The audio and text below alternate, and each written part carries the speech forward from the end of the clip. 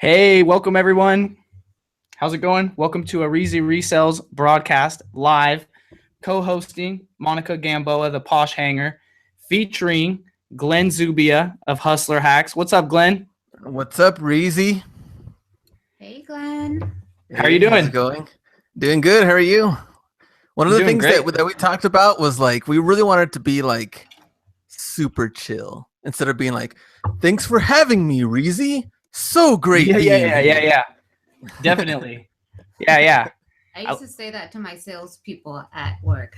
It's like, why do you change your voice when you're gonna like sell something? Like, Right. Yeah. hey, Reezy, how was your day today? Like, Well, Monica, my day it was kind of great actually. It was fabulous. Yeah, no, I get like to inject a little bit of energy into the intro. That way, yeah. when I fade down a little bit, then I'm back to normal. Mute that real quick. But I heard you went on a trip recently. Where'd you go to? It was a small little trip, to New York City. Never been. Have you been? No, I haven't been to New York City. I'm excited to go I soon. have once. Not that How- I remember. It was that long ago? Don't ask. No. Oh, I was just partying. Yeah, it was. I did zero anything like touristy or like worth remembering. It's not this next time though. Okay, good. So, yeah, you went to go meet Garyvee for the daily digital deep dive, right? Yes, sir. Sick. How was it, man? Tell us what can you tell us about it? And well, I guess like we'll start a little bit from the beginning. Like, I know me and you were watching like Gary live on IG, and we're like, once we saw the thing, I know Reezy emailed me like, yo, I know you're sending that email. Because he was like Gary was like, if you're interested, for this Vayner Media tour, put 10K in the subject title, send me an email. And I was like, man, how many people are watching? I think it was at least like 1,200 people, maybe. Like, there was quite a bit of people Definitely. watching. It was a Yeah. lot. I was on You were that watching? one too. Yeah, and of course, like, Yeah. yeah, and of course, everybody's like, I'm in, bro, I'm in. And then once it comes to like crunch time, then like you're like, what Right. happened? Like, I thought everybody was in like for 10K, and then just disappeared. So yeah, I remember that email, and we're like, get that in. So finally, like 3 weeks later, email comes from Gary like, oh, sign up, here's all the details, whatever. So I tell a little bit of story, I guess, like on my channel, but the 10K, like I was trying, like I needed to use some of that stuff because, like, me and the wife eventually have kids, gonna have to get a new car at some point.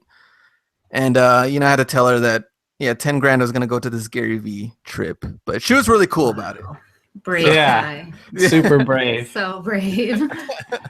So Chill that's wife. right. So she like completely supports, especially for like business stuff. She totally understands. Yeah. So I didn't get any. I wasn't thrown in the doghouse or anything. You're like not that. getting any Christmas presents though. I know. I could just imagine what I have to set up this whole live setup like in the doghouse. Yeah. Yeah, we don't want any of that. So No. it was just, I don't know. She was really cool about it, and I went over there, and it was crazy. Just So like seeing, night before, like, did you have trouble sleeping? Well, night before we actually had like this like dinner, like Vayner Media Nice. dinner that was like at some fancy like restaurant. Me and the wife were like, how's this gonna go down? Because they had like $30 nachos was like an appetizer. Beef Wow. fajitas, 125. Wow. Maybe know. we should explain what he did because not everybody was in that live. Okay, so basically, if you guys don't follow Gary Vaynerchuk, Garyvee is a social media marketer, runs a social media management agency. Look him up, Google it. But anyways, Glenn traveled to New York to see him, to spend a day with him, to see behind the scenes how they get everything done, and just to shadow the process and learn a lot of stuff that you can't see from the content that Garyvee puts out, which is ridiculous because he puts out so much. And unfortunately, there's actually a multitude of stuff that Glenn cannot even tell us about due to all of the non-disclosures that he has signed. but there's still plenty of nuggets for him to deliver, and that's what's about to happen right now, in case you didn't know. So, and it was $10,000. Yeah. If you got selected by Gary's team via email to say, hey, if you want to come, you're welcome to, which Glenn got that email, and he paid 10 racks. ponied up. Ponied up. All right, back to our previously tuned channel. So at the dinner with the $125 nachos, is that what you're saying? Yeah, $125 beef fajitas for some reason. It was like a been good beef. And right, it was like a super fancy dinner, but everybody was really cool. I met like the other people that were in the, the tour that signed up too, and everybody had like like different. Everybody's doing like different hustles, so a lot of people had different. I was the only one that had kind of like a YouTube type of branding and reselling type of stuff like that. Yeah, everybody else had like totally different. Weird. Yeah, everybody else had totally different like businesses and goals and things they wanted to do. So, but it was cool, I guess, just to see what everybody else was doing. But yeah, after that, we were just like around Times Square and kind of just doing all that. And then I was like, man, I got to get up early. I had to be there at like 8. So I was like, you can imagine how hyped up you'd be like to meet Gary the next day. Like, it's like yeah, you couldn't sleep. There's no way I could sleep. Yeah. Super hard to sleep, all that. So there's like a good like 20-minute walk. Went over there. It's like so crazy to see like Hudson Yards, like where like you always see them, like Daily V, like that whole area. And I think that building though is like owned by Stephen Ross, owner of the Dolphins. And that building is like super fancy, like touchscreen elevators and all this like random, I don't know, like random lighting, all this like, I don't know. It was a crazy nice, like huge building. And so it's Vayner Media. Is it one huge floor? Does it take the whole floor? Is it pretty big? Yeah, like the whole floor that he's at, he's actually has like 2 floors that he's in. And you can see that's like all of his employees, 700 and whatever employees. And so we got like, we got to see the tour of like, what what everybody's doing and working on and stuff. But just like, man, how do you even like keep track of like all these employees, like what they're doing, what they're working on? Like, that was just like insane. Everyone's like very close together, but everybody's working on something. Right. That's kind of crazy. Like seeing everybody there. So that was like the first thing you did before you guys did the breakfast, or did you not do breakfast? When we got there, it was just kind of like very intro stuff, I guess, just meeting everybody because not everybody went to that dinner thing. And so pretty much that, and then yeah, very intro stuff. So after that, it's pretty much like all the beef content came from all these things that, of course, the waiver stuff comes in. So I'll answer as much as possible, and then once it's something like, oh yeah, this and that, then I don't even know all the full daily plans, like, because I think they want everybody to kind of enjoy that on their own. Because now they have, because now Gary has it opened for everybody. Like everybody who wants to sign up, you can do that on Gary's site. You can go to you can see all the tickets or whatever, what dates are available. Right. Yeah, you can see all the dates are available, but I think Gary was just going to like the first couple of ones. And then after that, Gary's not going to be there. Right. So what were the different areas that they like instructed you in or whatever? Different areas? That's what. Yeah, like that's one of the things you can't talk about anything. Yeah, exactly. Because that's the thing, though, is that meet Gary though. Yeah, like how was it? Did you meet him? Was it right away or well, Gary like came in like one of the parts that we were one of the areas we were in. And the weirdest thing about all 10 of us that was in the group was that we were all like men. There was like no women for some reason that signed up out of all 10. So Gary just comes in, he just like looks around, he just like, I just see a bunch of dudes. He's like, I like that. And he just like walks off. It was like completely random, but we hadn't even met him since then. He just like looked at us, said that, and he just left. And then I saw like, that. What? I saw you had a picture with D-Rock. When did you get to meet David? I saw him like immediately when I first walked in, and he was just like a super cool guy. Like Nice. He's so chill. yeah, he was like talking to everybody, take pictures of everybody, answer like whatever questions. Some of the like, because we had two guys that were there, like, you know, photography camera guys, and he was answering like whatever questions they wanted. Like he was just really, really cool with everybody. Nice. So, let's see. And so you can't talk about what you did, but how long were you there for all in general, like from beginning to end? I in think I that got day? there at 8, and I didn't leave till like 8 p.m. I think. So 8 a.m. to like 8 p.m. Dang, that's a lot of stuff you're not telling us. Yeah. So obviously you got to see like what it takes to do what they're doing.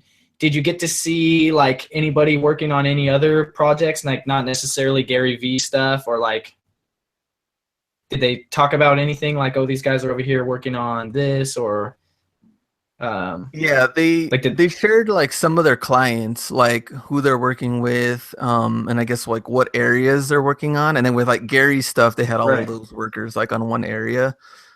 So those people Nice. are all like Vayner talent.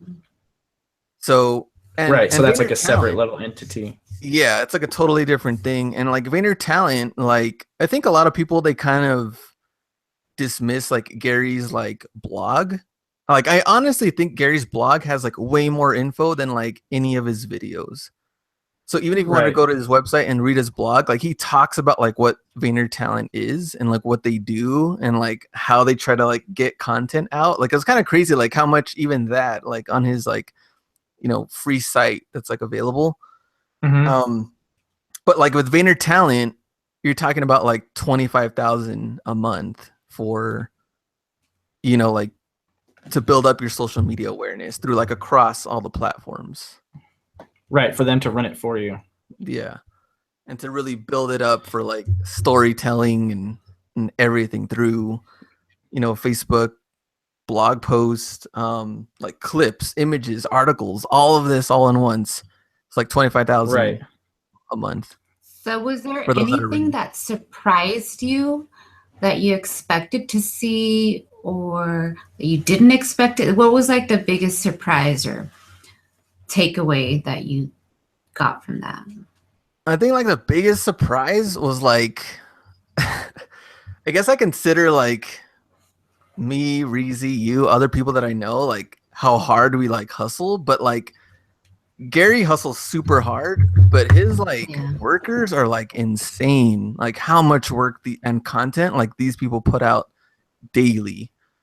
And like oh man, I don't even know. Right. So that's like one thing that you kind of can talk about is that like there's a lot of people doing a lot of stuff, and that's what it takes to produce what we see as Garyvee. Not that you can say how It many takes a people it village, is. how they Yeah. say. It basically takes a village, and then For Gary him. and an abnormal human like Yeah. Gary to just where you can just go boom, make something, and then you record it, and then you have something, and then they take it and go do whatever they're gonna do with it. Yeah, and even that one recording is like, you know, made into who knows how many different other, you know, posts and articles and pictures and Languages. quotes and I don't know what else. Yeah, it's crazy. All across everywhere. Yeah, every possible platform that you could be on. So would you say that it was worth it? Oh yeah, it's definitely worth it on all the stuff that I got that they gave me and put together for me. The only thing is now is trying to figure out, of course, like how you're gonna execute all of this stuff. Like this is gonna take me probably like a couple months just kind of figure out like how I'm even gonna like tackle. Because this they gave stuff. you a strategy for how you to execute what you want, or what?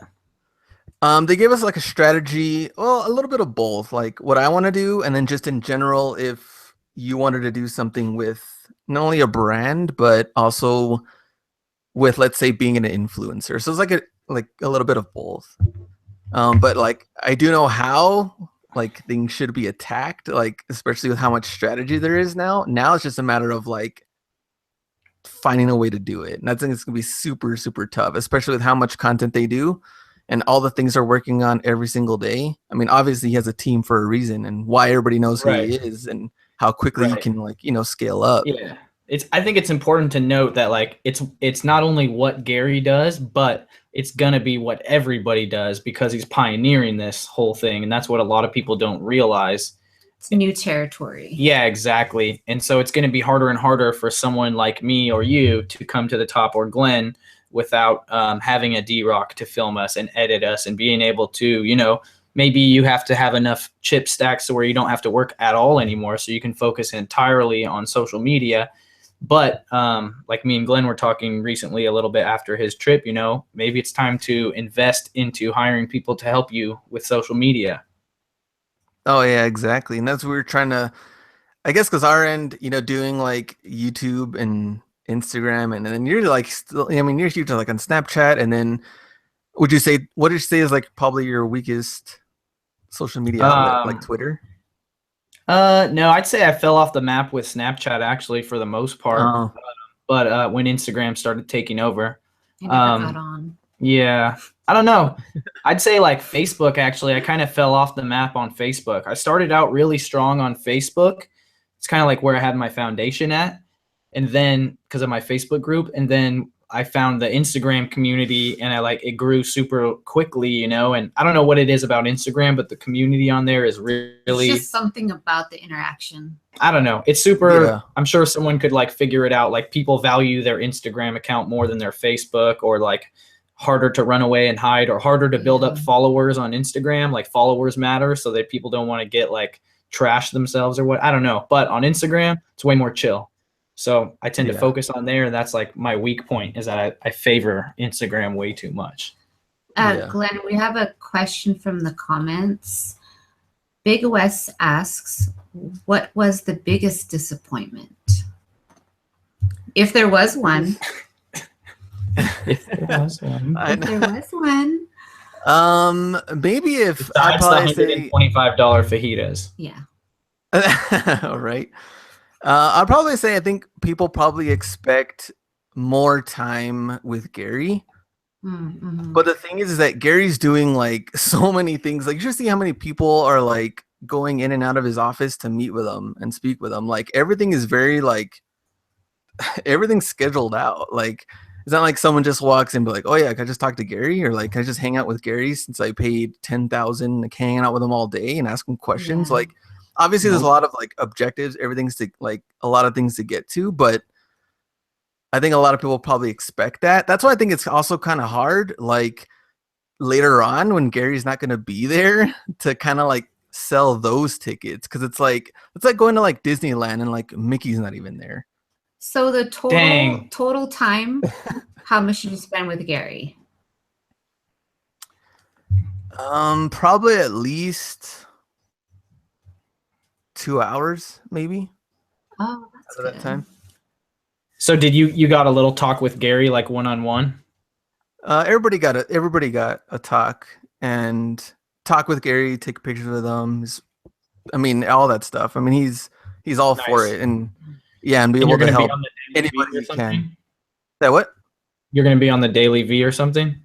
I was on 207 for like 10 seconds. Oh, that was, which one was that? Just a couple days ago or yesterday or something? Yeah, this was on April 15th, which is what, 2 days ago? Yeah. Yeah, 2 days ago.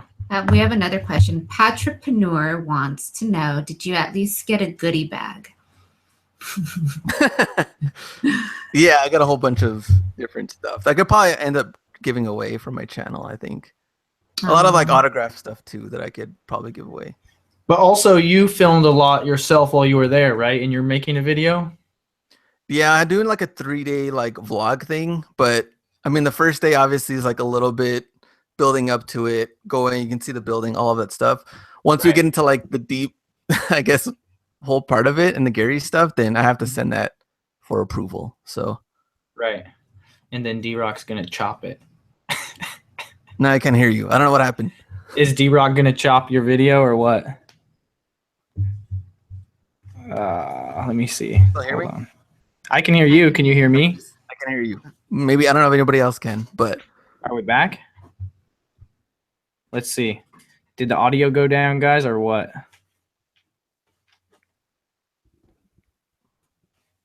We have a question, Glenn.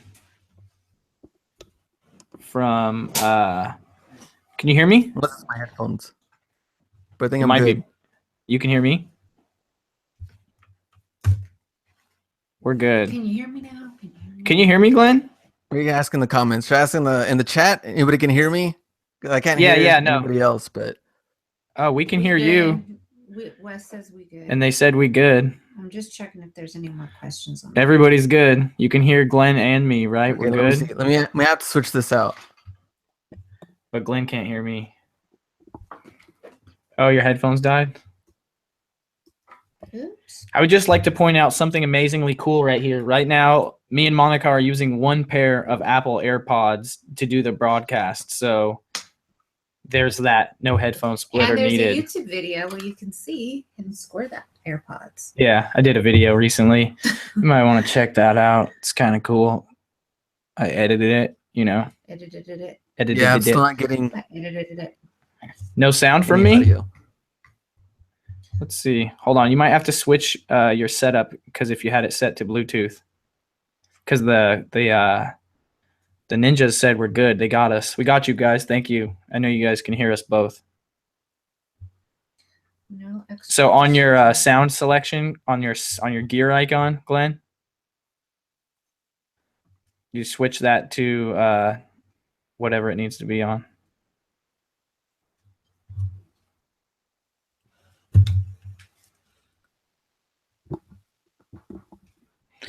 Also, I want to announce that I'm wearing this Pac-Man hat in honor of At the Resale Life. At the Resale Life. Love them. Andrew and Stephanie. Andrew and Stephanie, right? I did a takeover on their Instagram today. So if you want to go see that, yeah, you didn't know that? Go check out. See, I don't tell you everything. I know. Go check out At the Resale Life. I did a takeover on their Instagram story. It's not that good. So actually don't go check it out. Don't even listen to me. But yeah, they flipped a dang Pac-Man arcade machine on That's Amazon. crazy. So the coolest thing is that I saw this thing in real life for $1,500 at one of the Marshalls I go to. I didn't see it marked down to $700, but they did. They bought it for $700 after it got marked down. And they flipped it on Amazon. Not FBA, right? They merchant fulfilled it. And I think they sold it for like $2,100 or $2,500 or something. Yeah. And then they shipped it out on a pallet to the customer, merchant fulfilled, and made like $1,200. Yeah, because they bought it. I want to say it was either like $500 or $700. Yeah. The red So they made like $1,200. Yeah. Giant cojones, Andrew. Giant. No, they're killing it. And Giant they're cojones. still kind of in the beginning of their resale journey, but they're like doing everything right. How if I would have done it Nice. from the beginning. Meaning they're not messing with eBay. Yeah, shush. They are messing with eBay. But I mean they're actually taking in content Right. and then applying it. Yep. And then just asking little questions along You mean the they're way. executing? They're executing. They're not just over watching for fun? excuses. It's like Nehemiah says. Are we back, Glenn? Glenn. Glenn. Oh, look. The Resell Life. They're in there. Go check our Insta. Yay! Glenn, are you in there? Glenn. I heard your keyboard, Glenn. Okay, Glenn. We can hear you, but you can't hear us. So, Glenn. All right, I think I'm good. Can Are you you talk good? again? Yeah. Yeah. Can you talk again? Hello. All right. Okay, I think I'm back. Well, hello. Welcome to Mrs. Doubtfire's Dinosaur Story Time. Oh my God. Isn't that the beauty of being Hey, live? Dude, Mrs. Doubtfire is a story of a true struggling entrepreneur, an artist. It's not about his failing marriage. It's about what happens when an artist tries to succeed. Watch it again. They're giving you props on your AirPods video. I told you this. All right. Yeah. Thanks, guys. It takes me 5 hours to edit a 6-minute video. See, that's things people don't know. Like I wouldn't know that. until Yeah, you people are like, started oh, man, telling me. editing's sick. And I was like, yeah, it took 6 hours to make a 5-minute video. And they're like, nah, screw that. I'm just going to post it. What happened to your sound, though? I have no clue. Must have been these. Okay. Even though I do love them, I don't know what happened. Gary found Yeah, out he was dropping his secrets, so he I know. Gary's in Step the audio. Yeah. They don't want us to have a live chat. And that's the thing though VaynerMedia too, like, intercepted the broadcast. right? And I know some of the chat, like, you know, I can share like little things here and there, of course, like the day and everything. Of course, wouldn't everybody like everything that I learned there? But what was the whole point of, I guess, paying the big money to just share out to everybody, which is what they don't want, which is like, this is a huge company that, I don't know. I mean, let's see everybody else that joins this whole thing. But yeah, I mean, they're like dead serious when they're talking about a lot of this, like, you know, info, Strategy. you know, yeah, strategy and everything that they run for every, you know, client that they work with, you know, it's like, so it's like a good, like five signature contract stuff I got to sign. So it was, holy bamboozle. yeah, they were super serious about the whole thing. And even with the vlogs, like, you know, a lot of people are looking forward to it. So like, and you have to get that signed off from them. So we'll see. Wow. We'll see from there. Every time you talk about Gary, it's got to be signed off. Yeah. So for people that don't know, Glenn, where do you mainly sell on? What do you sell? A little bit of mixture of like eBay. I'll do different like thrift finds, Ross finds, Marshalls, things like that. And then Amazon FBA, it's kind of gone down a little bit since I mostly switched most of my attention to merch by Amazon. So doing a lot of the print on demand merch by Amazon. Makes sense, right? He's a graphic designer. Yeah. Because you do a lot of sick sneaker finds I see on your Instagram. Ross finds. Yeah. Yeah, I guess because in my city, like we have like 6 Rosses in the area, and then we only have like a couple of Goodwills or like 2 Savers, and one of them's like super far away. So pretty much like, you know, trying to capitalize on the things that I do have. So I was like, you know what? I'm just gonna source as much as I can from like Ross and all these. And you're full time? No, I work right now with my family business. And I'm slowly getting those hours, you know, taken away. Yeah, decrease. I can just focus more time on YouTube and eBay and merch by Amazon, pretty much. So your whole strategy has changed after your tour with Gary? It has, but I haven't like figured out how to implement it. Like I'm still kind of mind blown from the whole thing. So I'm still trying to like figure out how I'm gonna do this. So probably when there's like new, different, random content that I start testing out, they're gonna be like, oh yeah, now there's some Garyvee things that he's trying to test out on here. Yeah. You're saying that we're gonna notice. Yeah, you're gonna notice a difference from the whatever I've been posting so far, which IG I really need help on more than anything. So for those people that need a logo like me, hit up Glenn, Hustler Hacks. I need one bad. I'm gonna try and go live 360 in my Facebook group right now. I don't know if it's gonna work. We'll see. I've never tried this before. So how long have you been reselling for, Glenn? I started, I think I signed up for eBay in like 2000, and then I was like not really that serious about it, just kind of selling here and there. And then I think 6 years ago or 6 or 7 years ago, got like super, I guess, excited about it, and I was like nonstop with like, you know, reselling from garage sales. Pretty much where it started off. Nice. So do you still do garage sales?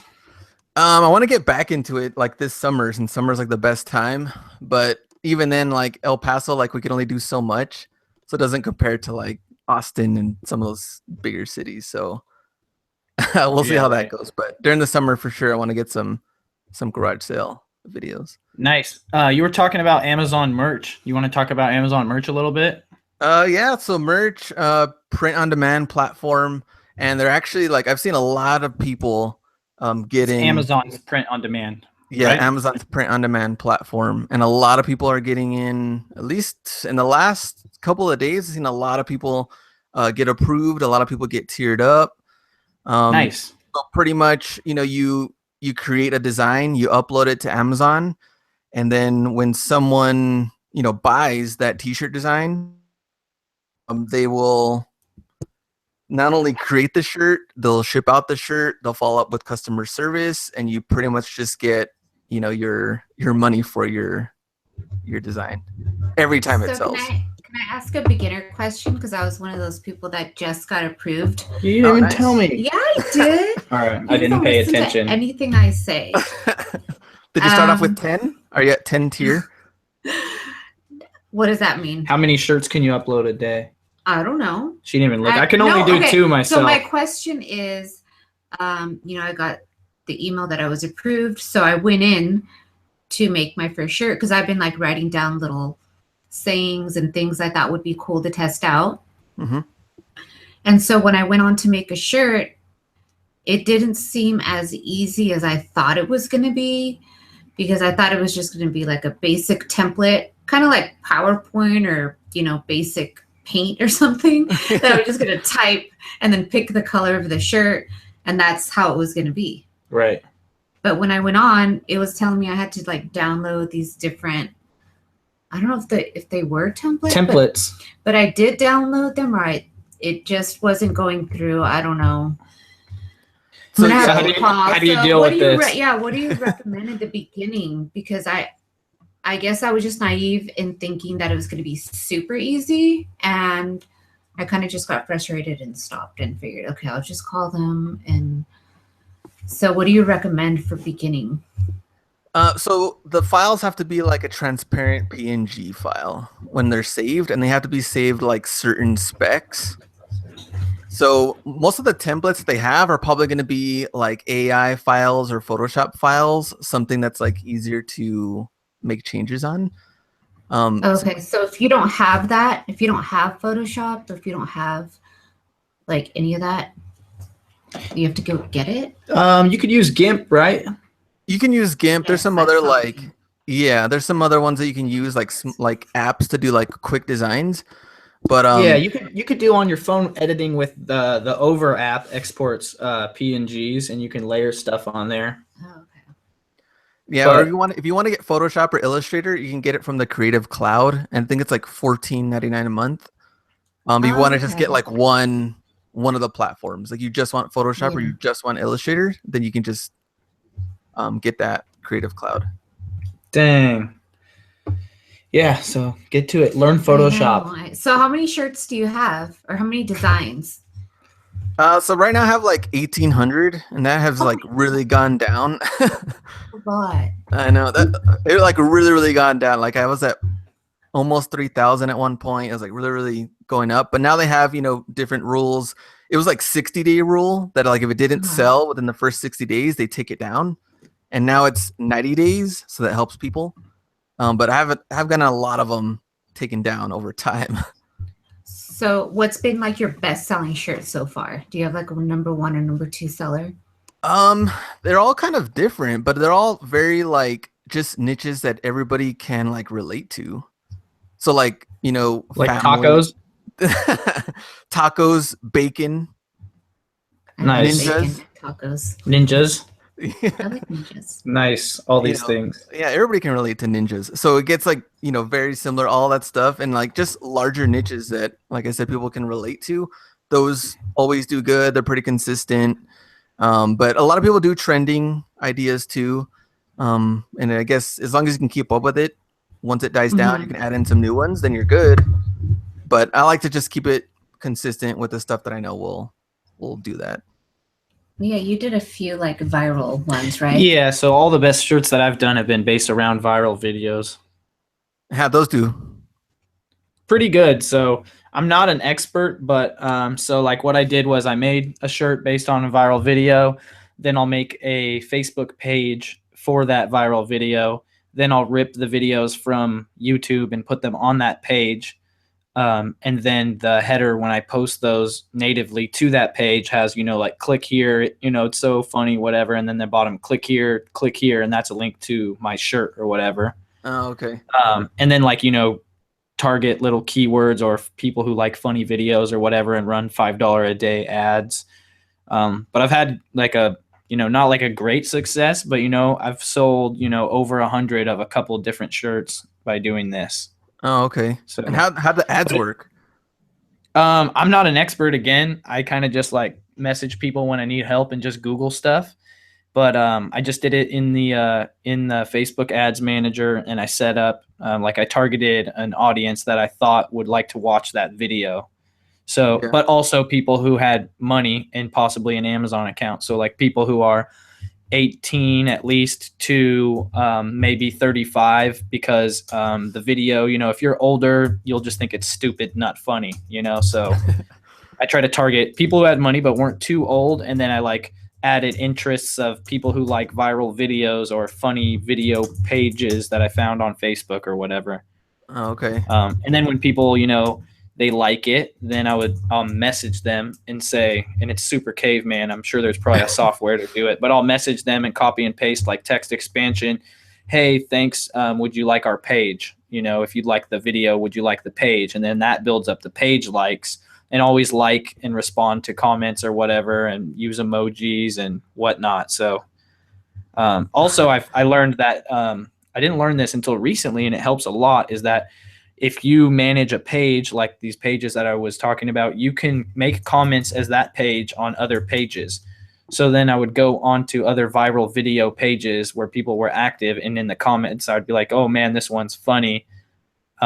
And then they would see it and click on my thing and go back to my page. Okay. And imagine doing that for like 1,800 shirts. So we got a lot of work to do. Yeah, I'm sure there's some software to do it and stuff like that, but that's all, everyone has their own. There's 100 ways, a million ways to do merch alone. You could just throw a dart at the wall and come up with a winner, or you could strategize around niches and then go and look and be like, oh, it gets this many keyword hits and I think I can improve on the design. So there you go, Yeah, exactly. And I tell people like idea, like overall like tagline or slogan, whatever you want it to be, if it's like a funny shirt or something. So mixing like that with the design, the keywords, of course, the price, because you're going to see the competition, what other people are also pricing it at. All that comes into play, because everyone thinks, How important is keywords for merch designs, and how are you using them on merch? Keyword is like super important because well, first off, a lot of people in the very beginning, they try to do keywords that would instantly bring them in, like people in, which they're all trademarked. So, people would think that, well, if I don't have, Miami Dolphins on my shirt, but I have it in the keywords, like that's cool. Like it won't affect me. And then, they bought into that real quick and took all that stuff down. So keywords are just as important as like your design, even when you're talking about like trademarking it. But how are you using the keywords? Are you just like doing one word, comma, another word, comma, or are you making like legible sentences, or are you using the description area or not? So description, I always leave blank. It's optional, and I've never found it to like work. So I've always left it blank. But give us an example of the two line that you would use on a shirt that was like with a monkey drinking a beer. All right. So for the two sentences, for sure, I wouldn't do like word, comma, word, comma, word, comma. So people did do that in the beginning, and it's like keyword stuffing, and then they got rid of all those people. So I answered that question. But to get those two sentences, I would put like, this shirt is perfect for, beer drinkers that love, monkeys. Maybe you can say monkeys. That doesn't sound like a good recipe. You can say like, with my monkey. So you can say like, this t-shirt is perfect for so and so, whatever your niche is and you're fan of. But I would also mix in different words like based off of that word. So you can use monkey, you can use pet, you can use animal, you can use different things that would also cross reference. So would you make monkey. like one really long run-on sentence, or would you make like as many different sentences on one line? I'll probably at least use like 2 or 3 sentences for one line.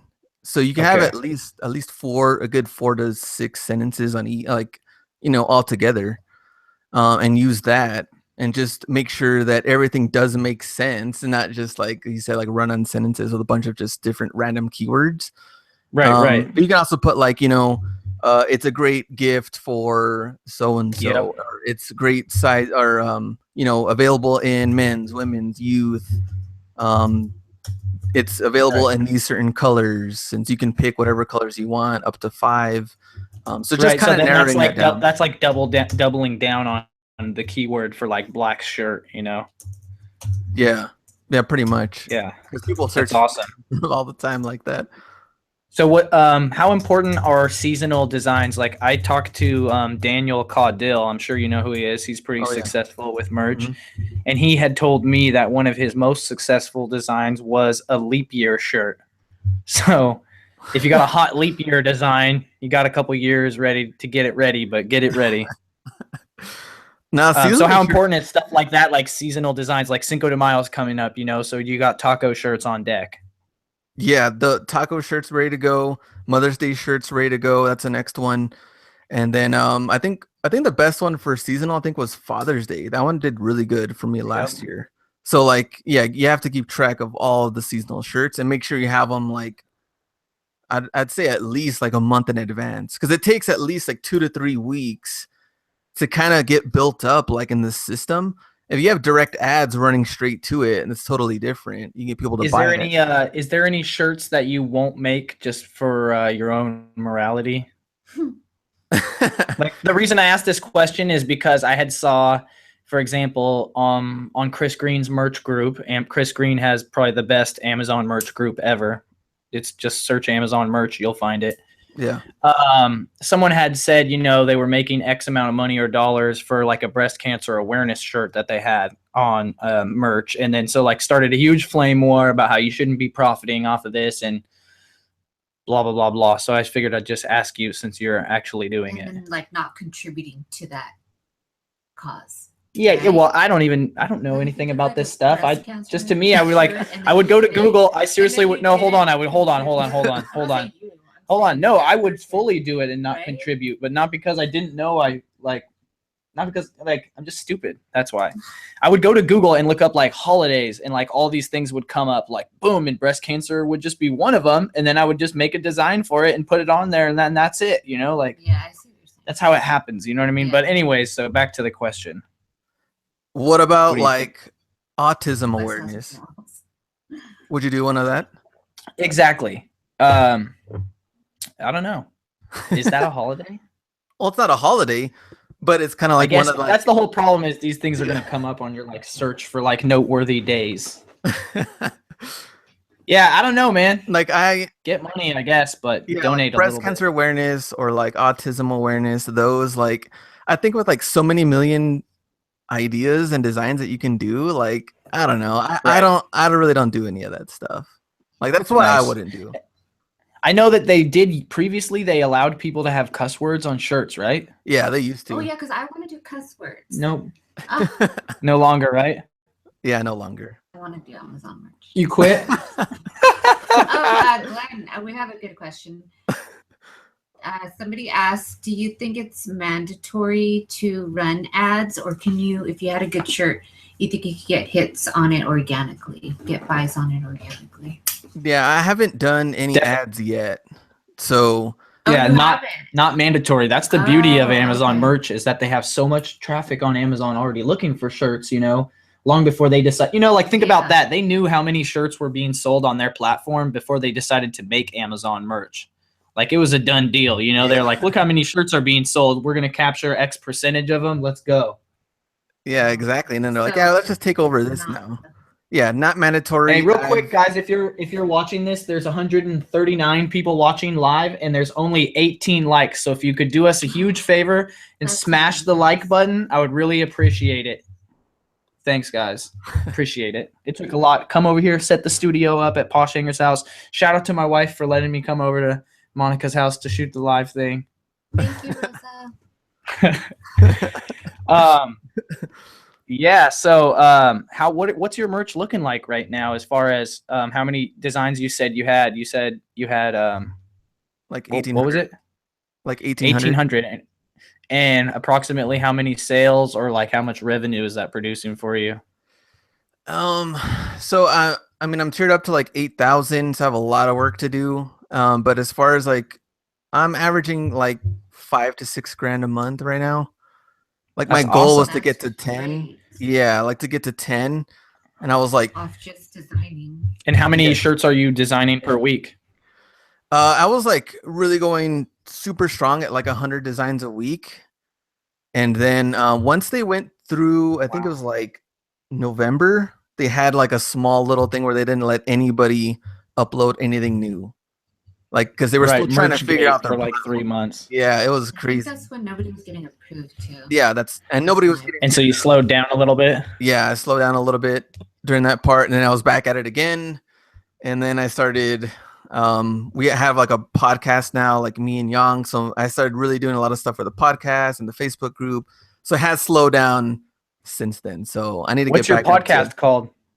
Merch Minds. So we're on iTunes or on Libsyn. Yeah. Go check it out. Merch Minds. Like 2 words, 1 word? It's like 1 word. Merch Minds with a S, or it's got like 5 Z's on the end? Just We one. have another question. All right, just 1 S. Question. I have a friend of mine that's a graphic designer. How much do you think I would or should pay her per design that would be worth it for her and cheap enough for me? What are your thoughts on that, Glenn? That's a good question. I know Daniel, who Reezy has talked to, he got like a super good deal of like $3 per design, which is like dirt cheap. Dang. But a real graphic designer is gonna want at least, I mean, 10 to 12 bucks, I would probably think, maybe even more. That's probably like the lowest, unless I would probably just try to get like a package deal of at least 25 shirts or something, so that at least they know you're committed. What And then What just did you try say? to I get the think we best deal. glitched out a little bit. What was the price you said for design from a real graphic designer, in your opinion? I think going through getting a good package deal, at least like 10 to 12 bucks. Right. Is Per design. solid.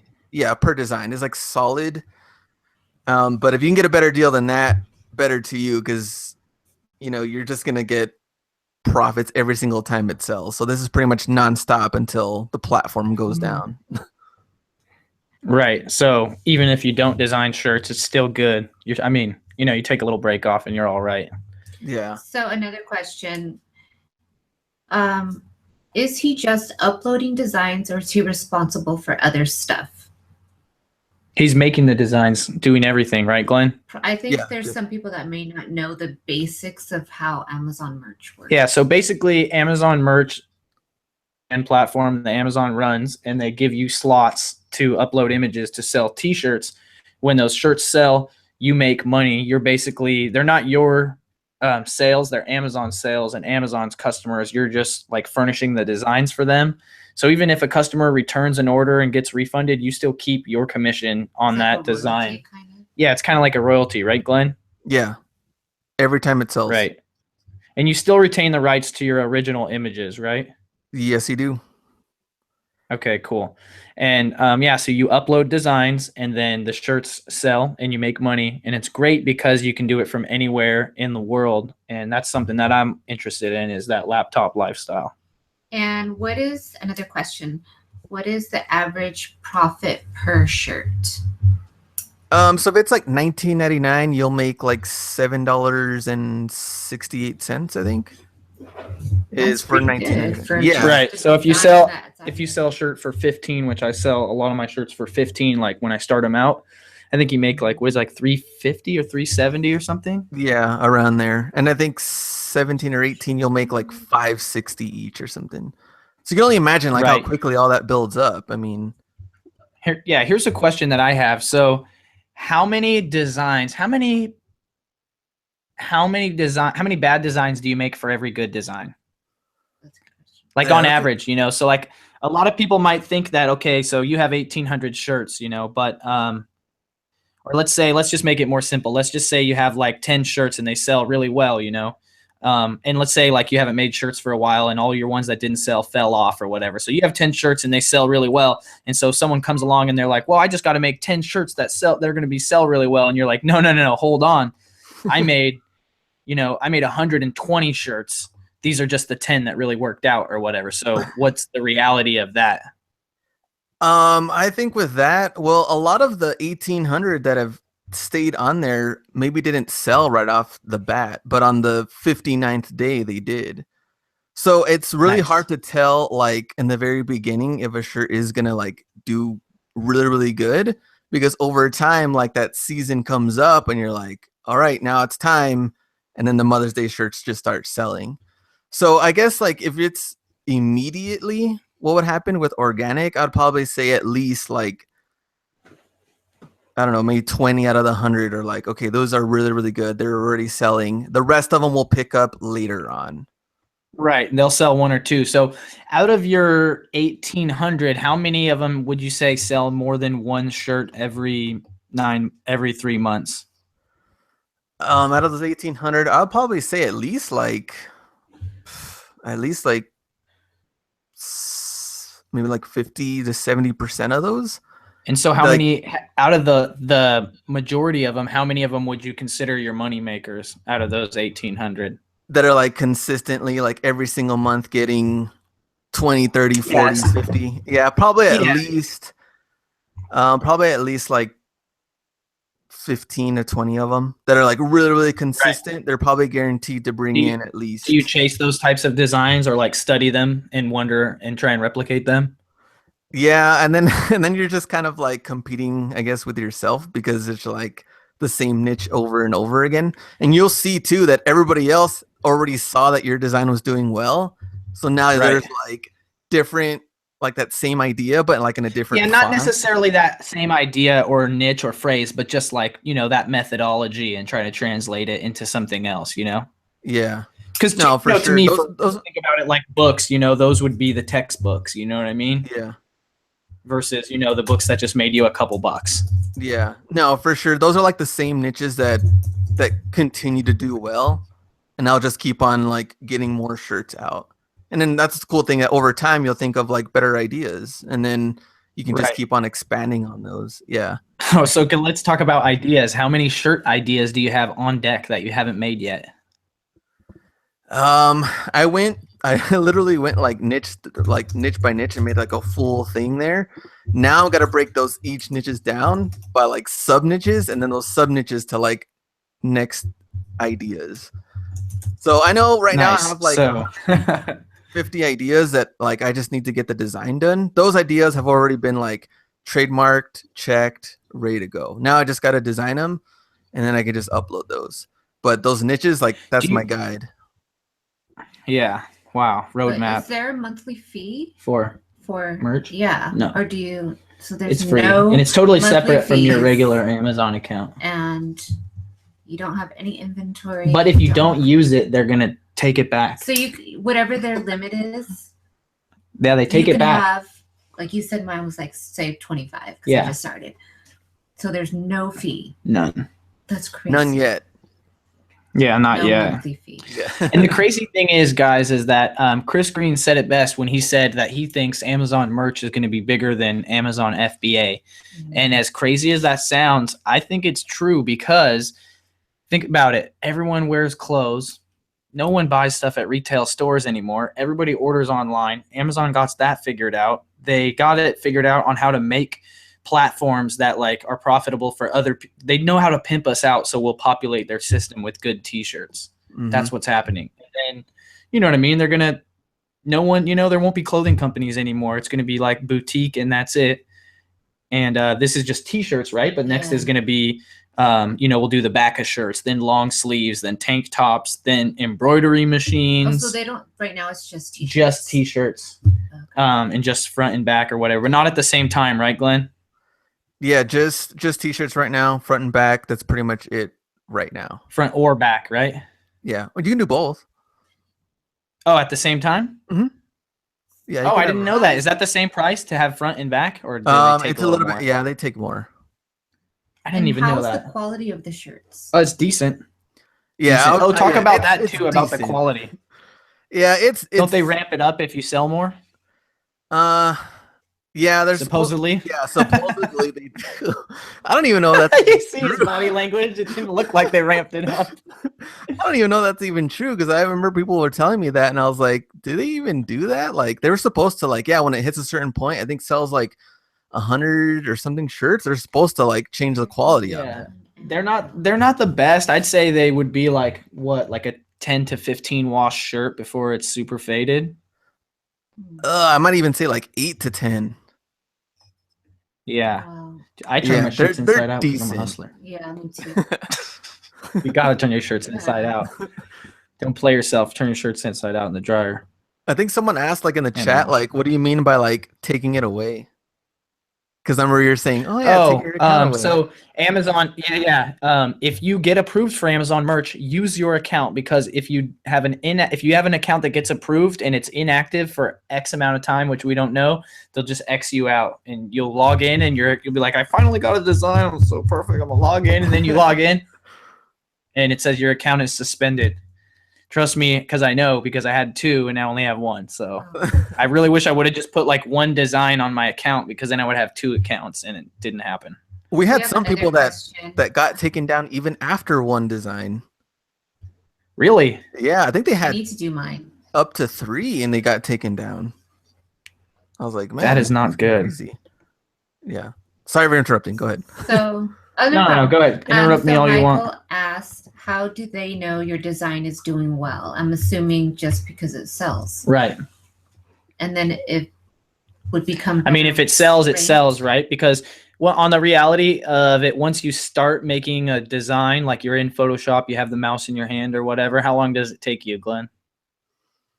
I could probably knock out pretty quick text shirts within like 3 to 5 minutes.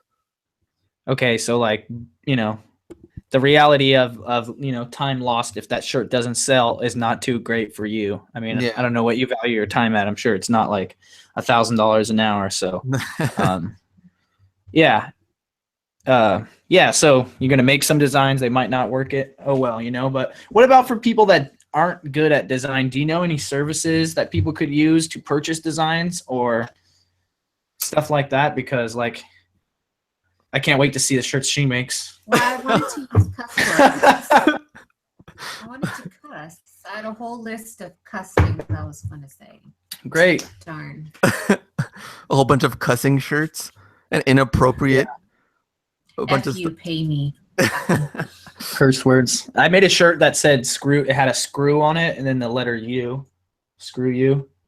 It didn't. Like it didn't sell. It didn't sell. It got kicked off. I thought it was so cool. Not so cool. I think they could probably, a lot of people used Fiverr and they just got ripped off. Like I have a lot of people that come to me like, can you fix this? Like this is garbage. I don't know what to do with it.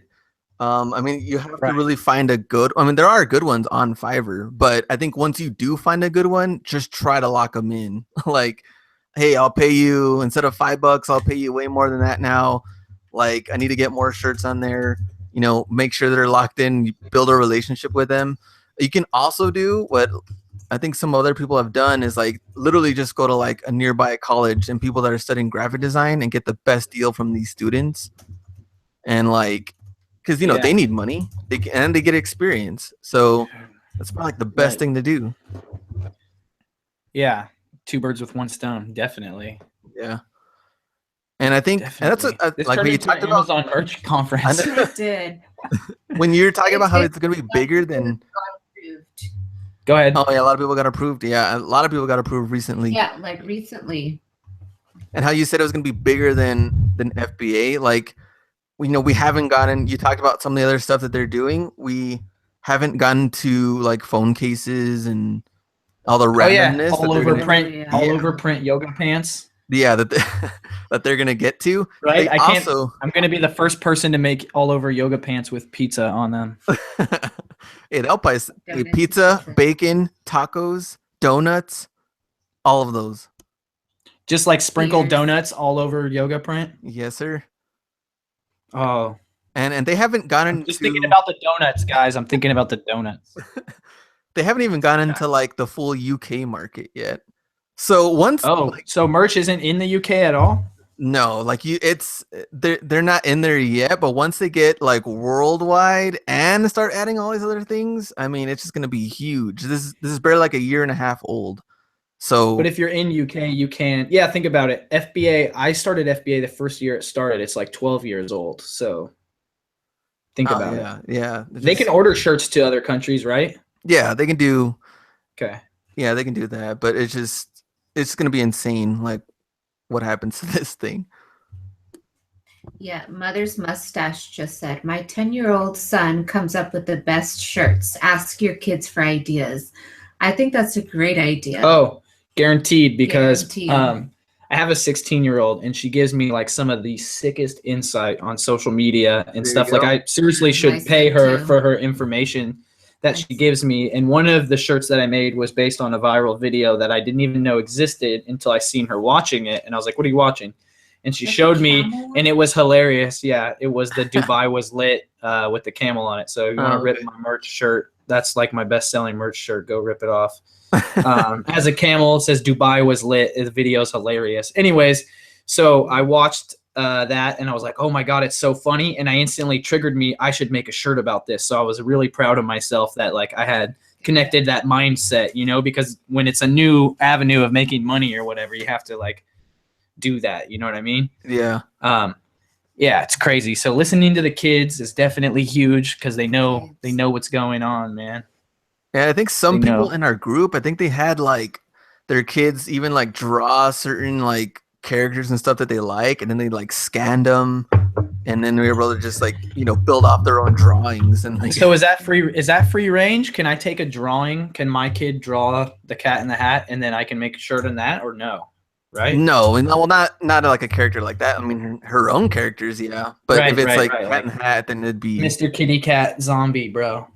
yeah, something like that. Unless I That's think what Luna kind draws. of funny thing too is like you can do Cat in the Hat, but it just won't be public. You can privately buy them yourself, and if you wanted to wear it, but Yeah, I did a shirt like that for my coffee brand, Super Spro Bros. Shameless okay. promotion. Shameless. But yeah, and it was private, and we sold a good amount of them to friends and family or whatever. But they took it down, which to me means someone probably reported it. Oh yeah, yeah. Someone probably unless they found it some type of trademark, but that would be kind of weird. Which some people have done that too. Like it's people have their own businesses, and then someone takes them down for some reason. Right. Because a huge part with Amazon merch is that before you make a design, you have to look up to make sure it's not already patented or trademarked, right? Yeah, for sure. And people trademark like crazy Stuff you wouldn't even know about, right? Talk about some of the stuff that you couldn't believe that you found out was trademarked or whatever. It's just like they're just like basic words that you're just like, why is this even like you didn't look it up, you never thought it would be trademarked and it got taken down. Yeah, I'm trying to think of like ones recently though that I looked up. Velcro is a big one on eBay. Bro, you can't use the word Velcro No. on eBay. That's so stupid.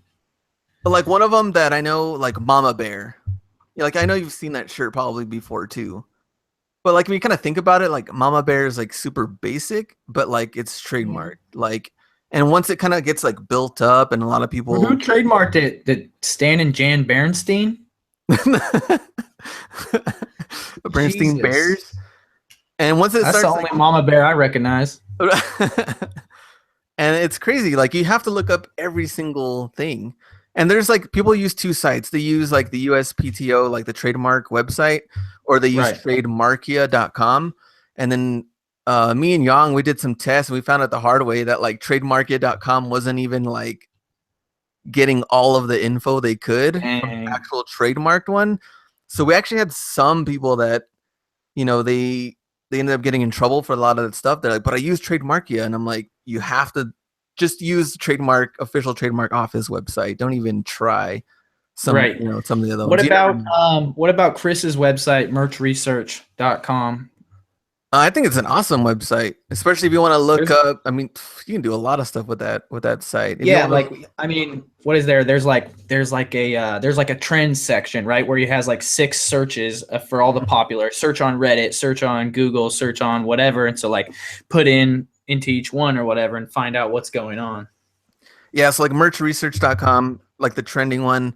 I think it'll open up like Instagram, Pinterest, all of these. You can just type in whatever you want to see, bear Right. shirts, bacon shirts, and Right. or anything Do you related to it. use They all come Pinterest up. as a tool to find designs or ideas at all? I think Pinterest was like the first one that I used, and it was probably one of the best ones. Do you, because I've used it a little bit for this, and I noticed that the way Pinterest sorts is not very good. So is there like a plugin you use so that you can sort it by most repins or something? Not that I could. So that when you search for, like you search for pit bull dog, and then all those things come up, you can find the one that's been reposted the most times or repinned or whatever.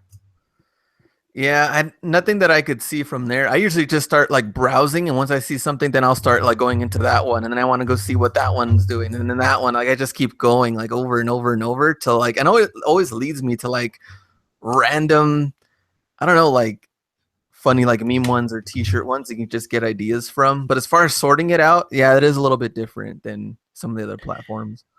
Do you do everything like graphic based, or do you use any photographs at all? I haven't done any photographs, and I did do like a photograph one that I think my wife's aunt wanted to give like as a gift, and so we put that like image on a shirt, got it printed, got it, and the quality was that's the thing too though. Like if you're going like really crazy on like a photograph or something kind of crazy with a lot of different colors, like their What kind of quality DPI are we talking that you could? It's supposed to be like 300. Not even like 300. Yeah, 300. Yeah, well, it doesn't sound like 300. It doesn't. And once you get it too, it doesn't because look 300 like it. is standard. That's standard magazine resolution, right? Yeah. Yeah, I know a little bit, but yeah. So it's coming at you at like 200 or somewhere in between. Yeah, it's just very like little specks and stuff that you can kind of see. It's just not as great if you're doing like, also because if you're doing full color, it can only do so much. So I even tell people like keep the design simple anyway. Like you don't have to go all out and do a bunch of crazy stuff. And sometimes I get that too. Like it's crazy. You not only don't have to go all out. Some of the best designs that I made on my phone with an app that automatically generated them, like Word Swag or what is it called? Typorama or something like that. Let me look it up on my phone real quick. Typorama. Yeah, Word Swag and Typorama. And I'm sure other apps like that. You put words in, you pick, through 100 different font styles and you just click generate and it arranges them for you or whatever. It's like, don't overthink it, like let your kid draw something or whatever. Just get designs up, don't let your, if you can make 2 designs a day and you let it go by without putting 2 designs a day, you failed. Yeah, you have to take full advantage of it. For sure, you don't want to get kicked off and let your opportunities just go to waste. But yeah, for sure, if you're uploading every single day, then you'll see the results for sure. Definitely. So do you do any kind of like scheduling to help you with your merch? So where you're like, all right, I'm gonna wake up and then like from 8, I'm gonna get coffee or whatever you do, and then then I'm gonna do merch for 2 hours or do you just kind of do it when it comes to you or what? I have them like broken down like per day so I can get the 100 out like for the week. So like the first day we're going to do like purely research. So getting ideas, getting all that down, getting all the slogans, looking up trademark, make sure to have all those ideas set. And the next day, let's say like a Tuesday, then we're going into like design mode. Now we want to make sure we get all the designs. They're done. They're cool. Wednesday was like the day I would take like a break. I can go source, do whatever. Thursday is now like wrapping up the designs, finishing them up, and then saving all the PNGs because that's almost like another thing. Saving all the PNGs together, put them all in the folder, and then Friday is just purely like uploading. Okay, so I asked the chat. Let's go ahead and have a lightning round of some questions to get this moving. So first one is for Glenn. Will Glenn ever do a collection video of his video games? Yes, at one point I will. I'm doing a shoe one sneaker collection tomorrow on my channel. That's tight. I want to do a hat collection. Yeah, I'll do my sneaker collection. Okay, do you have a recommendation for creating a good white background for taking photos of clothes?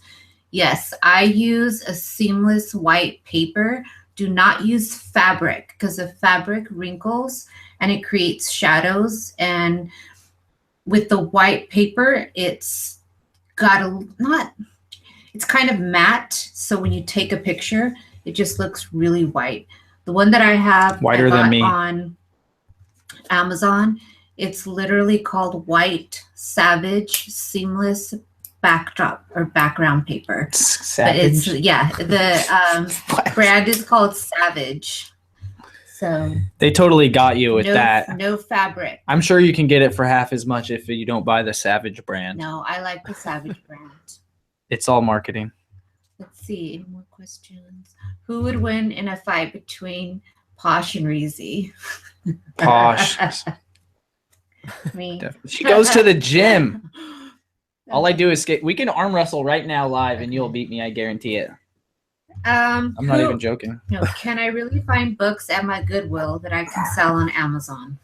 Definitely. Guaranteed. How much have you sold?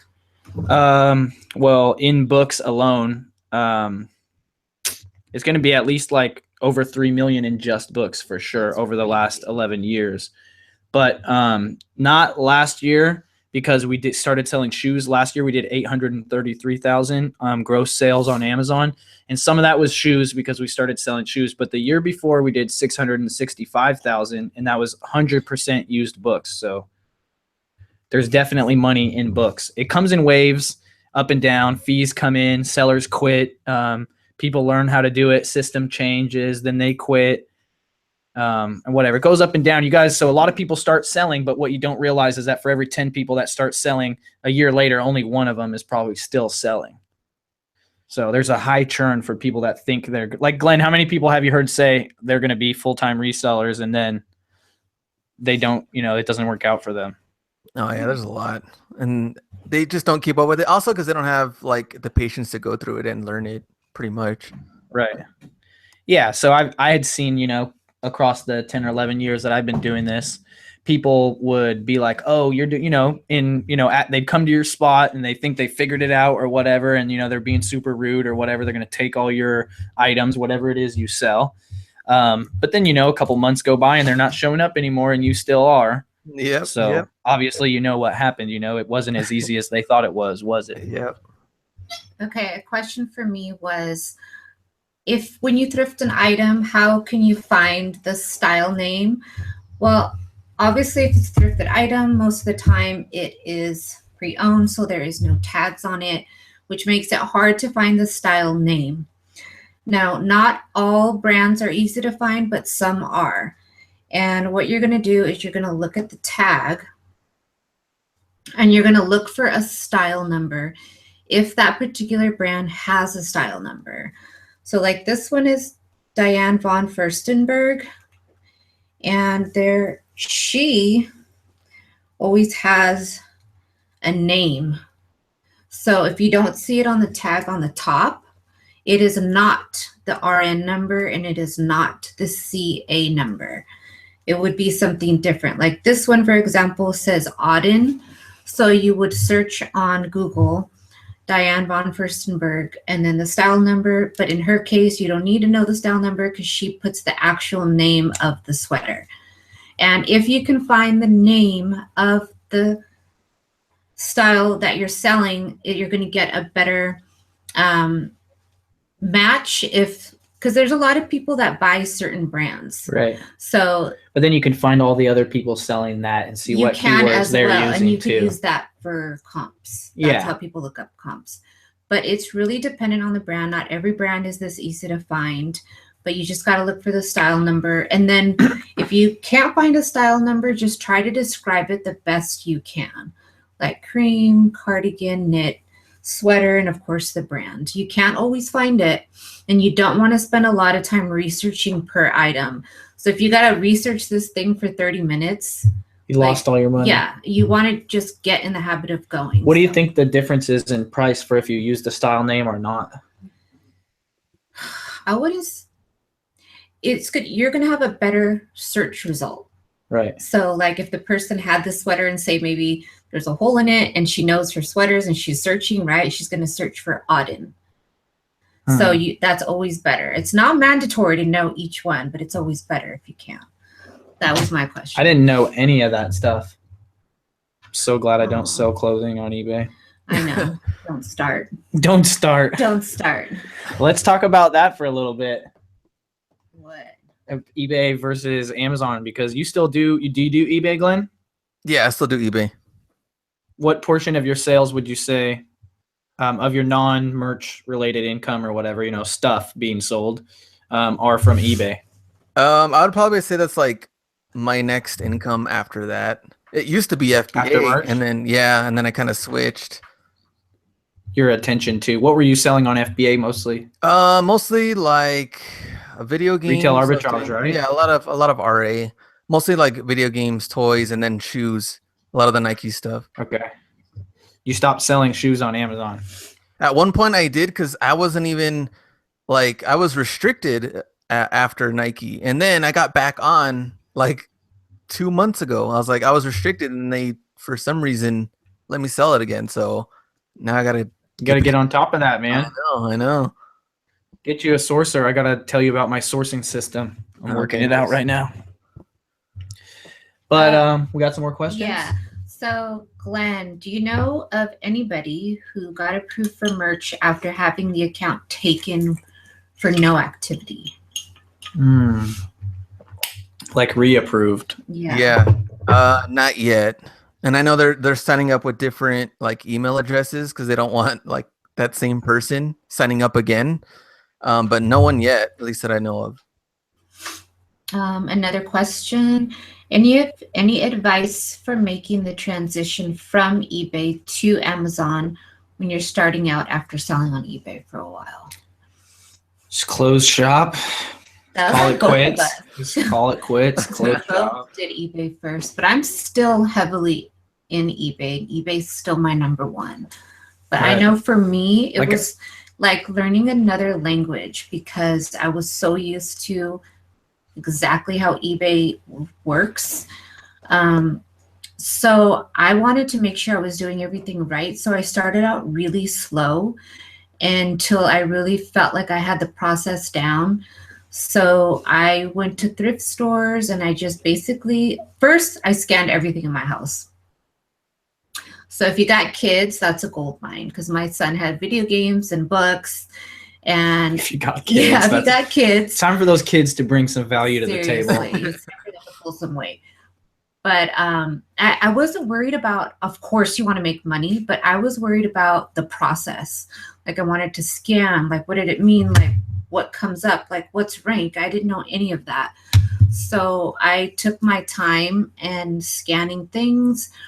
I took my time in making my first shipment, which at that time I'm like, okay, I bet you this is all wrong. I'm sure it's not even going to work. But just like anything, you just have to jump in and try. And then I started to go to thrift stores. I actually didn't do books like most people. I did do a few books. I just felt like it wasn't my thing. But I did have luck with scanning things that were new in box, like random electronics, and also some used electronics. Like I sold some VCRs and for Amazon. Walkmans. But then what? Then you started realizing you could sell clothing. Yes. So, but that was just because I wanted to get in it. Mm-hmm. You know, like I wanted to understand the process, because I'm one of those people, I'd rather go slow and like know all the steps than just go in. I'm going to buy like 20 boxes of wholesale. Like I'm not going to do that. So back to the original question of how was the transition? The transition is your own pace, however you want to make it. Right. And then once you feel comfortable, you can decide what you want to do. Do you want to do retail? Oh, then I got into retail arbitrage. Right. But so basically once you sell on Amazon, then when you start acquiring inventory, the first thing you probably do is, even if you source in your same like mindset or whatever for eBay, you're then holding it and going, wait, for Amazon. And then you're like looking at which one you'll make more money on. Right. And then you're like, dang, Amazon, most likely. And then especially less time processing the order or whatever. So, but yeah, then you start sourcing specifically for Amazon. I felt like I felt like Amazon was like a little fairy just sprinkling money because it was so easy compared to eBay, just doing all the work for eBay. And with eBay, I sell pre-owned clothing. So once I sell this shirt once, I do all the work. I source it, I photograph it, I list it, I ship it. Like all that work is gone once the item sells. For each item. For eBay, because it's pre-owned. So right. And so now with Amazon, much better. Yes, because once you find a good product, and then if you're able to get a wholesale account, all you got to do is click reorder. Right. And you do some wholesale on yes, Amazon. Yes, and I do wholesale now. With products that you sourced and then you created the listings for on Amazon as well? Yes, some I had to create the listings. So some were already in there. Are these brands or is this like unbranded stuff? It's brand stuff like you would find. That you picked up in the fashion district? Liquidations. Okay. But and you sell a lot of bras on Amazon? I sell a lot of bras, yes. That's like my number one. Like 70% bras. That's crazy. I never thought I'd be a bra boss. It was just like an accident. One time I had accumulated some bras and I didn't know what to do with them. Mm-hmm. And then they were literally sitting in my garage. And then from liquidations? Yes, because I didn't even know how to sell them because I just didn't want to just sell And then bras. what, you scanned one or you title searched it? Yes, I what? title searched one and I was like, oh. And so it was just like an accident that just ended up working out. Bras. Big money in bras. Yeah. Yeah, we got Just one like get that bra money. One of my videos, like I was at Ross like sourcing for stuff, and I guess a lot of people thought it was gonna be like purely like shoes and sneakers. Right. But then like I found like a whole bunch of like Nike sports bras that were like selling really, really good. So I was like all those, and they're like, we're sourcing for bras out here. Like I thought I was going for kicks, and I was like, dude, like these bras are selling. So what's up, bro? There's no shame in my reselling game. One time when I met up with the Green Room, I was with Steve Rakin from the Green Room, and we were in San Jose when he was doing his nationwide tour or whatever. Oh yeah. And he was periscoping, and we were in the bra aisle, and I was like being super funny and narrating. But there was a woman in the bra aisle. I don't know if you saw this, and she's like looking at bras or whatever. And then it was like, "What are you doing, filming me in the bra aisle? Like, who are you, creepy boys?" Like, so yeah, don't periscope in the bra aisle. No, that's kind of odd. Yeah, don't go live in the bra aisle. It's not recommended. Next question. eBay makes me enter a number, SKU, or UPC. If I don't enter a valid number in this field, it won't let me post that item. Posh, can you help? Yes. So most of my items do not have a UPC. So when you click on that area, there's a drop down that says does not apply. So you need to click that. If you don't click it, it won't let you go forward. So that should be pretty easy. And that's fairly new. So I tripped out on that when I saw that a few months ago. Let's see. Yeah. So how are you doing otherwise, man? Back from your trip? Glenn? I still got some stuff to do.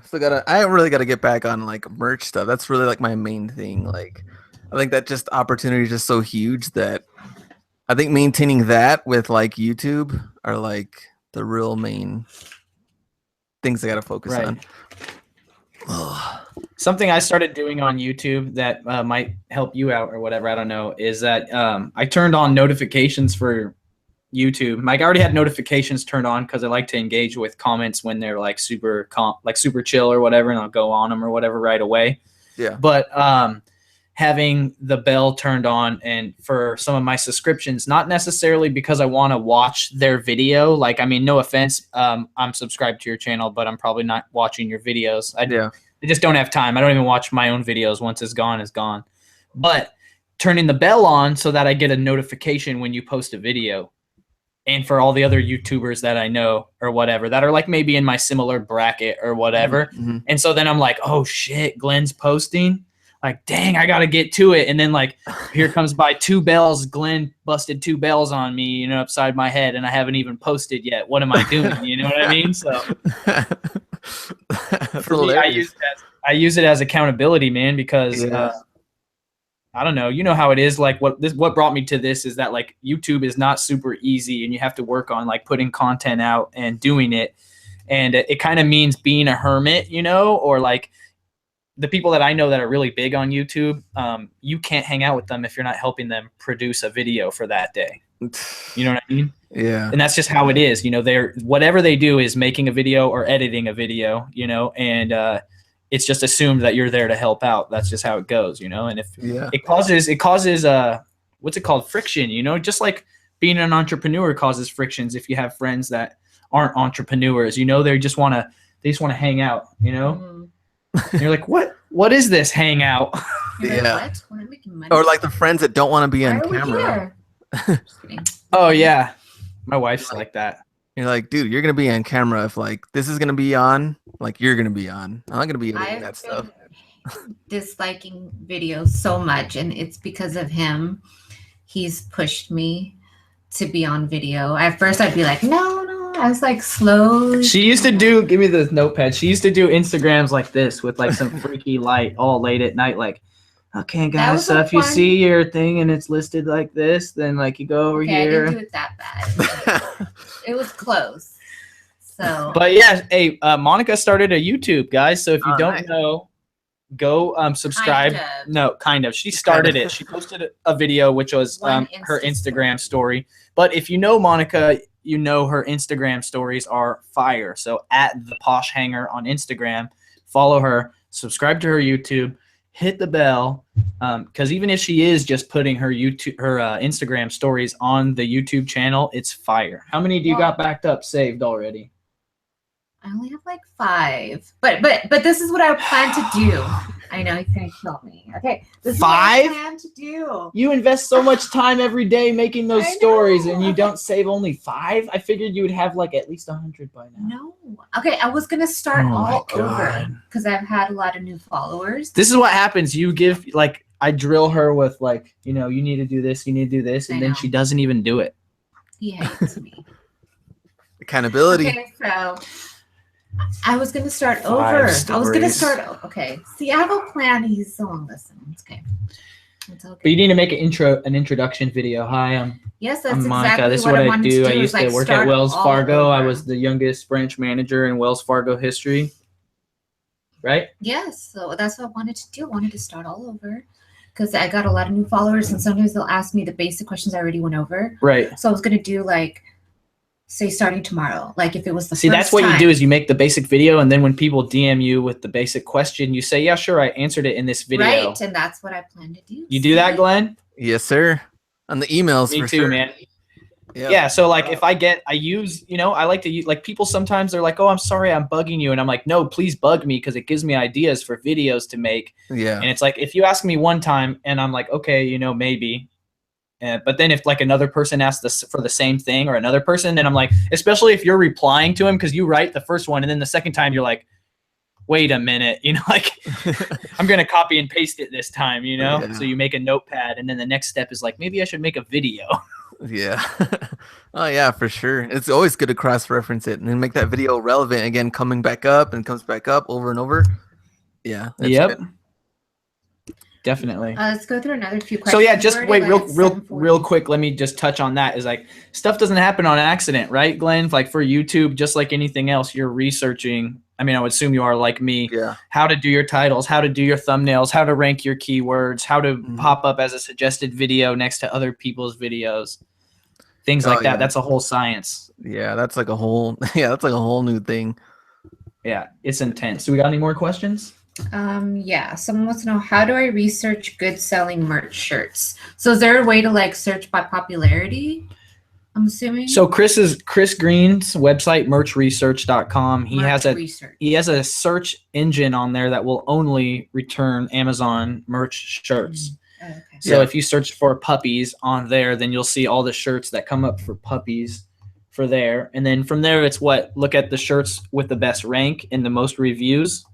Yeah, the combination of those two, but you can download the DS Amazon Quick View. Yeah, that will definitely help you with all of that. You can get the so what that extension does, guys, is it puts the sales rank on the search results page of Amazon. So instead of having to click on an item and go into it, product details to the bottom where it says sales rank, it will be on the search results page. And it shows the reviews as well too, right? Mm-hmm. Yeah, so that's a major key. And then there's other things like, but camel, or is it Keepa that has the pop out sales graph chart? It's camel. Right. So then you can hover over the designs in the search results on Amazon and see the sales rank to see not only the current rank, but the frequency as what it sells. Because if you know sales rank, the current number doesn't really mean as much as the sales volume. Mm-hmm. Exactly. And a question for Glenn. How do you look up shoes at Ross if they use their store-generated barcodes? You'd have to look up like the actual model of a certain shoe. I mean, with the Nike shoes, I mean, everybody knows. So is that where knowing about sneakers actually comes into play? Because I don't know anything about sneakers. I was just like a fan of like sneakers back in the day. Like 90s NBA was like huge. So I was just like a huge fan of that. So I kind of already knew and kind of built that up. Yeah, and then once I started to like go to Ross more and more, if I wasn't really familiar with like the actual model or anything, then I just look it up. Like, and is there a certain website or an app that you would use to? Well, there's an app that catalogs every Nike shoe ever made or something. Well, you can look up like the 9 digits inside on the Nike tag. Search that like on Google. And then they'll give you. Oh, that's solid. Okay, I did not know that. I did not know that. The 9 digits, is that considered like a model number, or style number? What does it say? 9? It's considered the style number. Yeah, for Nike. You can do that for clothes too, and it's not just for shoes. You can do it for clothes, and you can do that on Google, and they'll give you the style number, guys. 9 digits. That was that question. I did not know that either. That's solid. That's really solid. So it's like 6 digits dash. The 3 digits you want to put it in. Usually once like again, 001 or digits dash. Once again, guys, if you're watching and you haven't hit the like button, what the hell's your problem? Like for real. Jeez. Nice. I'm just kidding. Not you, them. Oh. You're already No, I am just kidding though. I'm just being funny. Nice. But yeah, for real, smash the like button. Please break the like button in half. Just hammer it down. Someone's calling me from Jamaica. I'm not even lying. Look. Is that your Money Talks line? This is the Money Talks line, but it's from Jamaica. I don't want to answer it. It's going to be some kind of Ross Clap bad boy. Pallets online? Yeah. So Brian asked, do any of you guys order pallets online? If so, what would you rate as the best for you?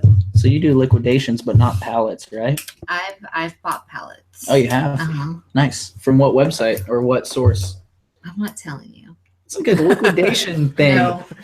I know some people use like 888 lots or what else? There's ones that aren't even on the internet, right? There's like freight forwarding, freight loss places or whatever. If you live in the Midwest, there's tons of them. Yeah, I mean, going wholesale liquidation, you're gonna pay your dues. Like I've had bad lots for sure, and then I'm like, why? But how bad? How bad? Like a lot of work to break even, or a lot of work to lose money? A lot of work to break even. Okay, so not terrible, just a pain in the ass. A pain in the ass. A pain in the ass. So just like anything, you have to do your research, and always like when you're gonna do your first wholesaler pallet. I actually wouldn't do a pallet with a specific company without trying them out first. So before I do that, I always call them and say, I'm a first-time buyer. Do you offer a sample order? And I try to do that, or I just get whatever the smallest order possible, so you're not stuck with a pallet of stuff that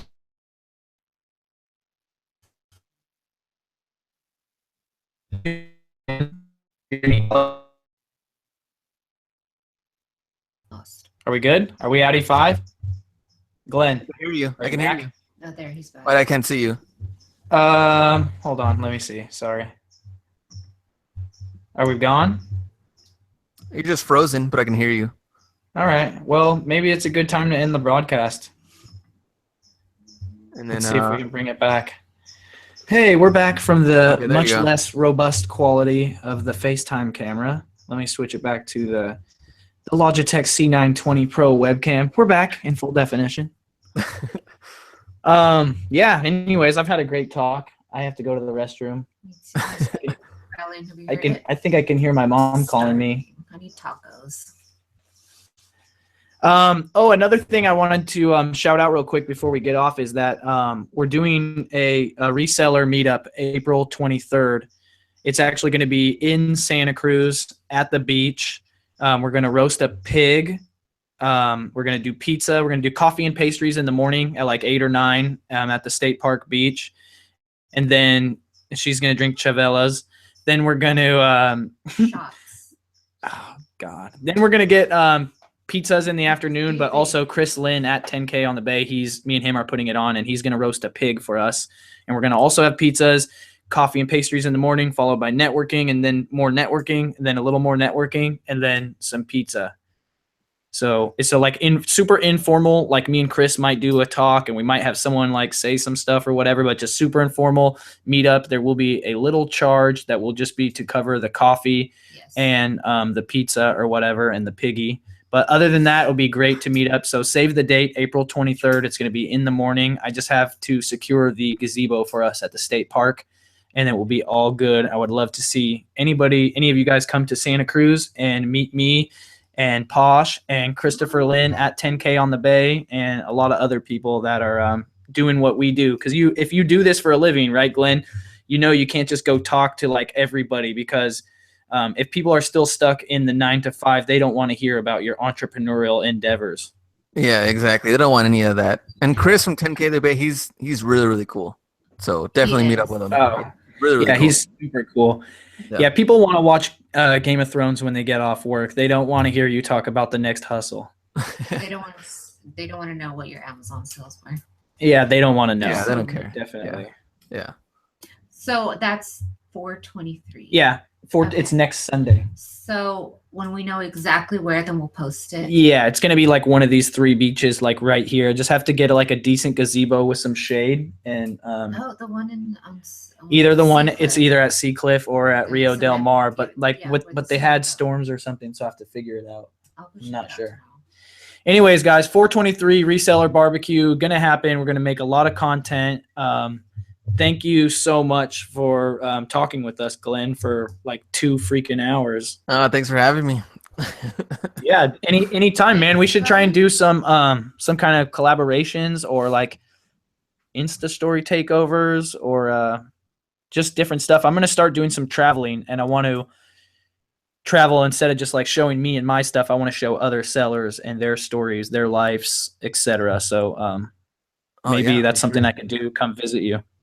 Oh yeah, for sure. That'll be There's sick. A lot of resellers and where he's at. Yeah, just because, I just see myself doing more like cool videos rather than like super technical videos or whatever. And like, I like to just show people what you can do. It's possible. It's real, it's not boosh. And, maybe that's something they would like to see a lot of different people being successful online in a myriad of ways, not necessarily Amazon or eBay. Maybe it's merch, maybe it's Shopify.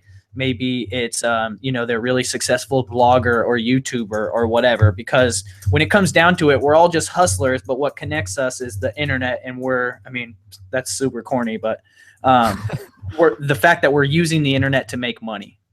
Yeah. But what also I like too is like hearing everybody's story. Cause like everybody has like a story of what happened to them and why they wanted to do this. What happened to Right. Because Yeah, I like editing videos and making like sourcing videos and stuff, but I'm well aware of like the story is the more important part. So it's like, that's why like if you're on the hunt, like a little story or whatever versus like the same thing again. Oh, Reezy's buying a carload of shoes. Reezy's buying a car. It's so boring, So maybe it would be better to have, a fresh story every time. And it could be like a 2-part series where one is more like your past and then one's like an interview or, show the town or, show aspects of your personal life, not just, because to me that's, it's not about just the money you make. It's about the freedom you get and what you can do with your time. Maybe you're able to pursue things you're more interested in, Yeah, and helping out others like in this whole process, because everybody else is like very similar situations that you'll find out, and they're like, "Man, like I really want to get out of this job." Yeah, no, definitely. The 9 to 5 slavery is super real, and the thing for me is that I didn't really realize it either. Is that once you get out of that, then then it's like another level and then another level. There's like levels and levels to this stuff. But once you get to a certain level, then you're like, okay, I'm free of the rat race and I'm making a little bit of money. So then like at a certain point, money doesn't really interest you too much anymore. Like for me, I'm not the guy that wants a Lamborghini, you know. I grew up super poor, so like 50,000 a year for me, and I'm chill. You know, 75,000 a year, I'm chill. Yeah. And so from there, then it's like you're free from the slavery. Then you're like free from the money, and you have time, and you're not, you know. Then you can like think about passion because society like brainwashes us to chase money, you know. And then if you have some spare time, do what you like, you know. Yeah, exactly. And you're like so dependent on like one check, like that one paycheck, that it's like, I need this check. But when you're like, you know, diversifying different like platforms and stuff, and different money's coming in from different places, you know, you're doing what you love, doesn't even feel like work. It's just totally different. Definitely. And the fact that it's even possible. Yeah, no, it's super real, guys. Like, I feel sad for people that like, you know, they go to Google and they're like, how to make money online. Like, that's not a good search. Like, No. I want to come up in that search, like, so that like I can help these people, because there's so much snake oil out there. It's slippery. Oh yeah, for sure. Anyways, we're gonna call it off. Yeah, I think we're good. All right, we have an Air 5. 2 hours. It's all late. There we go. Oh, wait, let's try it again. Ready? All right, ready? Go. 1, 2, 3, go. I think that works. There you go. All right, guys. Thanks for joining us on the chat. Thanks a lot, Glenn. If you guys don't follow Glenn at HustlerHacks on Instagram and YouTube, please do. And yeah, check us out and stay tuned for next Monday. I'm bringing back Money Talks, guys. Season 2. See you later, guys. Bye, See you. guys.